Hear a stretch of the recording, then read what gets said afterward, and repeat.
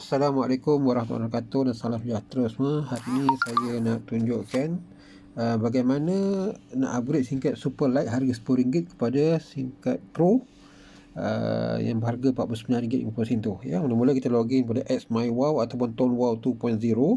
Saya gunakan XMyWow ni. Okey, bagian registration dan tekan upgrade SIM ya. Upgrade, check SIM, scan barcode. Okey, scan barcode, jadi kita scan. Okay, kita scan barcode, dia akan keluar Superlight dan kita tekan upgrade now tekan upgrade now. Lepas tu dia akan ada pilihan ya, upgrade SIM tu dia ada pilihan, banyak ni pilihan ni.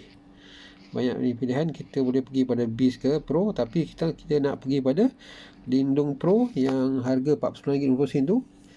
Kita nak guna plan FU35. Jadi kita ambil Lindung Pro yang RM40 ni. Kena tambah RM40 lah.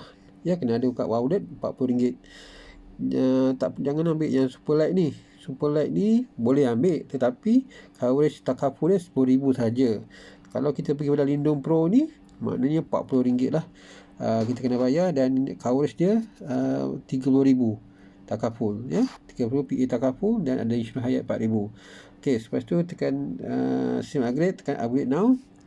Dia kata yes, tekan yes lah. Itu yang ni ada pilihan. Kalau duit tu ada kat wallet, kita guna wallet. Kalau tak ada, kita terus pergi Gcash, itu pergi online banking.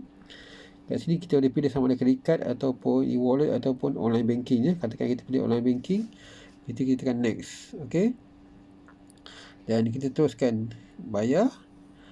Dia akan pergi kepada online banking lah kan. Kalau kita nak kena main bank ke apa, kita akan pergi kepada main bank, tekan pay macam tu, dan kita teruskan proses sampai habis lah ya.